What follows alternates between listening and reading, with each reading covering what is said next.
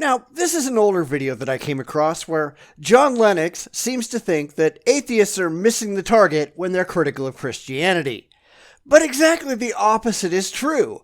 It's theists who are totally clueless and don't understand the questions. They're just reacting because it makes them feel good to react. And I find that ridiculous. So, let's see John Lennox explain to us why he thinks we're missing the target and why, in fact, he doesn't even know where the target is.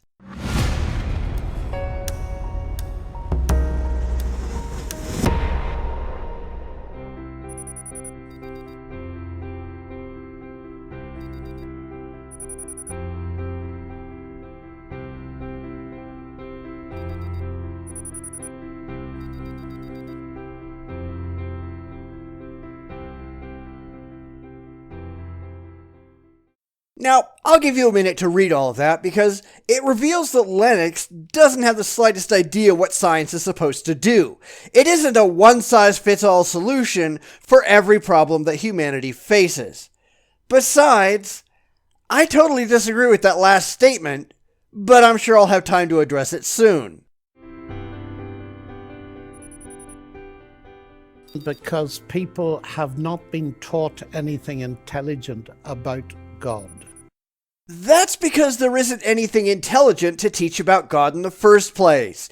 Everything that's said about God is simply made up. It was invented out of whole cloth. You can't say, here's how we know what we know about God, here's how we discovered these things, and here's how we've tested them to make sure that they're true. Nothing like that exists. Everything said about God is emotional, not intellectual. They're very interested in the origin of the universe. They're very interested in the big questions so far as they can be answered by science. Because those are questions that demonstrably exist. They're questions to which we can find objectively verifiable answers. But that's not the case with God. But one of the results, I think, of the Enlightenment has been a reaction against formal religious structures. And you can understand that reaction because there was a lot of evil done in the name of God. And there still is. In fact, I'd argue that there is still very little done in the name of God that isn't evil. As Steven Weinberg said, with or without religion, good people can believe well and bad people can do evil. But for good people to do evil, that takes religion. I find actually that among young people, the interest is enormous. I often expect to have 1,000, 2,000, 3,000 students listening to me talk about God. That doesn't mean they're going to take you seriously. In fact, according to Pew Research, 25% of those under the age of 29 are religiously unaffiliated, compared to 15% of their parents and 8% of their grandparents. And those numbers are going up fast.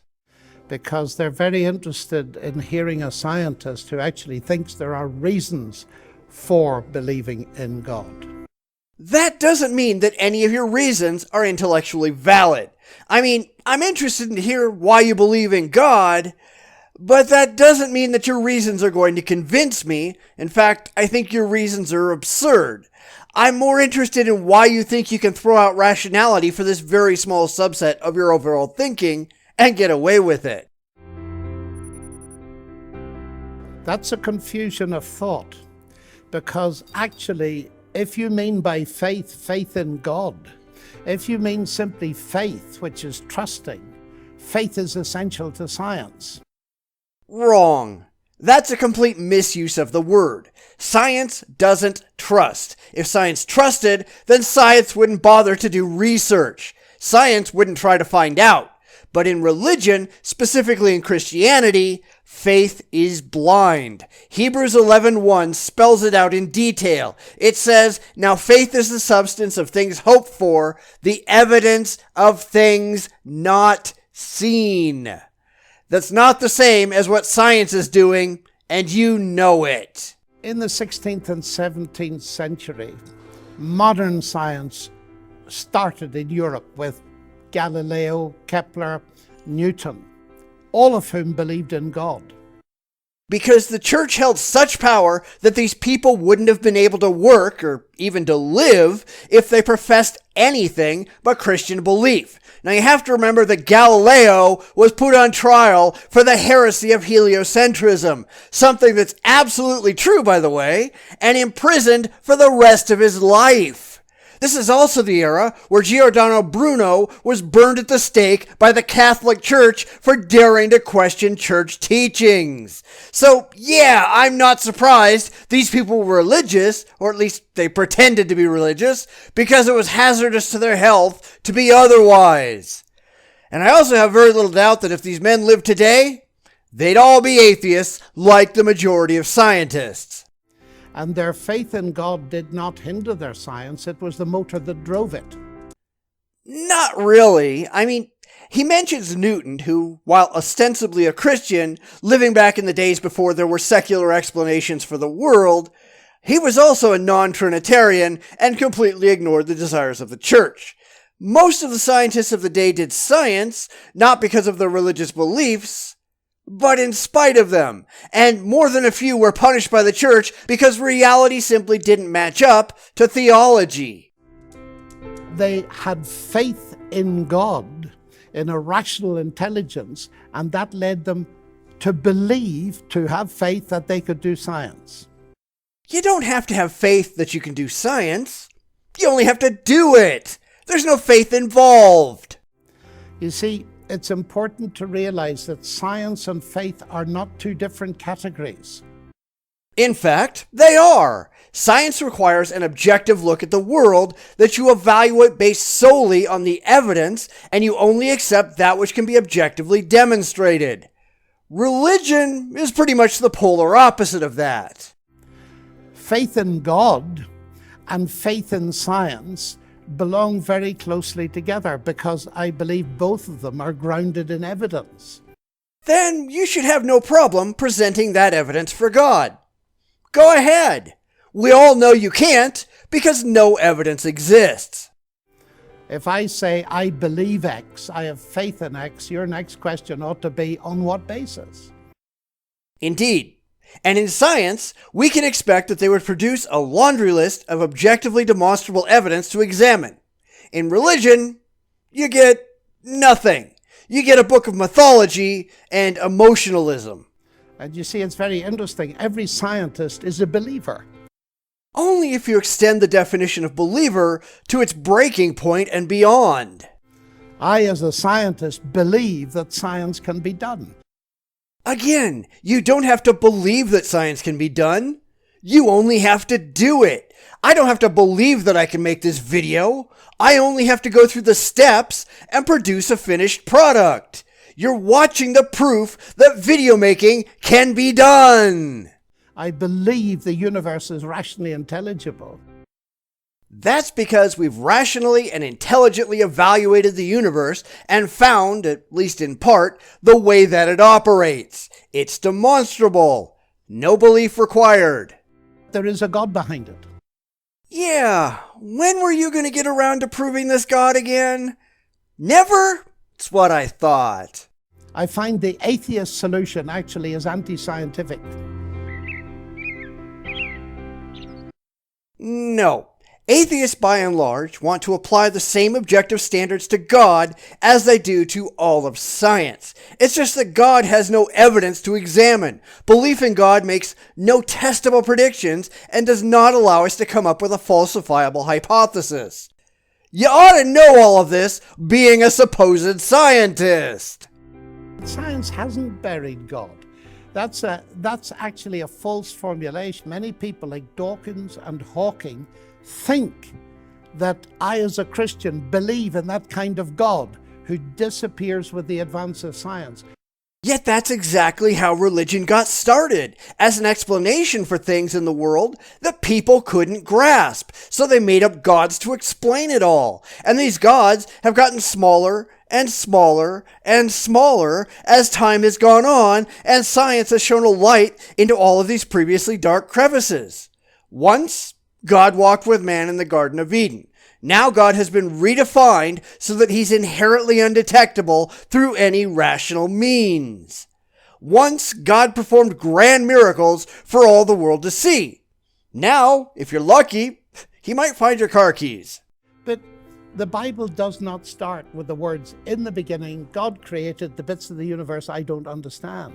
It starts with the words, "In the beginning, God created the heavens and the earth," the whole show. That doesn't mean that any of that is factually correct.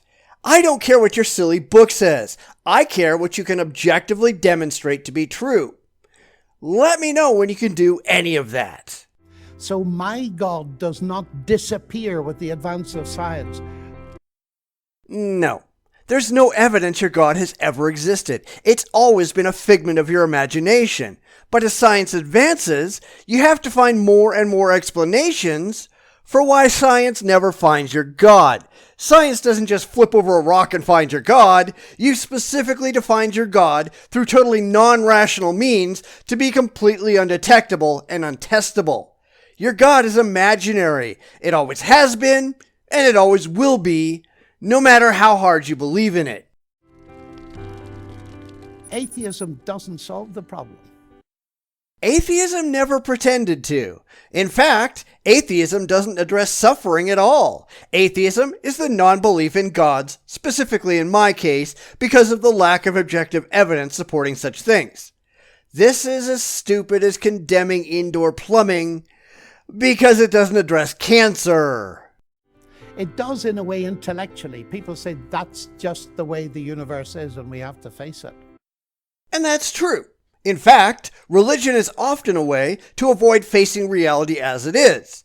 It's a fact that we all die. Religion invents imaginary afterlives to get around dealing with this fact. But it doesn't remove the suffering. No, nor does your religion. It just places blinders over your eyes so that you can pretend that suffering is gone or blame the suffering on some imaginary devil. It does remove all hope. No, it doesn't. In fact, once we admit that we're responsible for our own lives, it lets us find the actual causes of the suffering and allows us to deal with them in an intellectual manner. Religion, on the other hand, gives you false hope. It leads you to wish that an imaginary man in the sky would magically solve all your problems. And when that doesn't happen, instead of admitting that there's just no imaginary man in the sky, it leads you to blame yourself. Because by definition, atheism is a hopeless faith. Atheism isn't a faith at all. It has no beliefs, no creeds, no commands. It's the lack of belief in the unsupported claims made by the religious. Full stop. Many of my atheist friends say to me, why doesn't God solve evil and pain? Well, that's a really good question. Let's see you avoid answering it. Atheism not only doesn't solve the problem, it removes it completely and it destroys the categories. And as expected, there you go. Not even addressing the question, but pointing fingers in an entirely different direction. Surely a good God could do this and that, and he could have made a world in which there was no evil. Of course he could, but we wouldn't be in it. Why not? I mean, why couldn't God have just made us good as he supposedly made Adam and Eve? Maybe he should never put the tree of the knowledge of good and evil in our path, and maybe we'd still be good, at least according to your mythology. It's the atheists that tend to say all religions are the same. Only in the sense that all religions are irrational. I don't think that all religions are the same by any other metric. But the people who represent those religions do not believe that for one moment. Well, of course not. They all push their own imaginary friends and their own irrational teachings. That's why there are more than 42,000 distinct sects of Christianity alone. Because all these people, following the same supposed God, reading the same supposed book, it's funny how they all came to completely different conclusions. And if we see religious leaders that are, as you say, obscuring the idea of God and introducing ideas that are not only getting rid of God, but they're dehumanizing, we might begin to suspect that they're not true. But you already believe that they're not true. That's why you're part of a single sect of a single religion. Because you think everybody else has it wrong. One of the reasons I am a Christian, because atheism has no forgiveness, of course, and no ultimate justice. But neither does Christianity. It's all made up. God created arbitrary rules for which he demands complete adherence, and if you don't kiss his ass sufficiently, he tosses you into a lake of fire where you will fry for all of eternity. The idea of forgiveness is absurd. What have I demonstrably done wrong, and who have I demonstrably harmed? Working on a particular day of the week? So what? Wearing mixed fabrics? Are you insane? If God thinks I've done something to wrong him, let him show up in some demonstrably objective way and tell me so himself. I'll wait for that one. The genius of Christianity is that the acceptance does not come after the final judgment. It comes at the start. You're just assuming that there's any judgment at all. Of course, Christians are trying to con their way into being on the right side of this supposed judgment so they get into heaven instead of being condemned to hell. But the fact that you believe God is making people jump through these hoops in the first place makes the whole idea ridiculous. Because God has done something in Christ that deals with my central problem of guilt. No, according to your beliefs, God made you a horrible person to begin with. God created you that way, knowing full well that's how you turn out. Your God is an idiot. I live my life not to gain God's acceptance, but because I have got it as a free gift. Then you wouldn't have to ask for forgiveness, would you? In fact, you wouldn't have to be a Christian at all. It wouldn't matter if you just got this acceptance without having to work to get it. It's not a free gift if you have to do anything for it. I want every day and every year to be a year of mercy, and I'm glad to see that emphasis, because this is the Christian gospel. Well, depending on what parts of the Bible you read, not so much. God, in his grace, has shown mercy to us. Then everyone ought to have it, no matter what they do. It's not something I deserve, it's something God offers. With a price tag. God isn't offering it out of kindness, but because he expects you to become his willing and eternal slave to get it. The more I look at people like this, who think they've got the rational high ground when they can't even see it from where they are, the more pathetic religion looks. These are people who don't even understand their own theology, they clearly haven't even read their own holy books, and they don't possess the ability to step back and examine their own beliefs in any critical or objective manner. They believe what makes them feel good and ignore anything that doesn't. And when we point out what they're doing, they run around with the goalposts because they're incapable of admitting that all of the problems are on their side.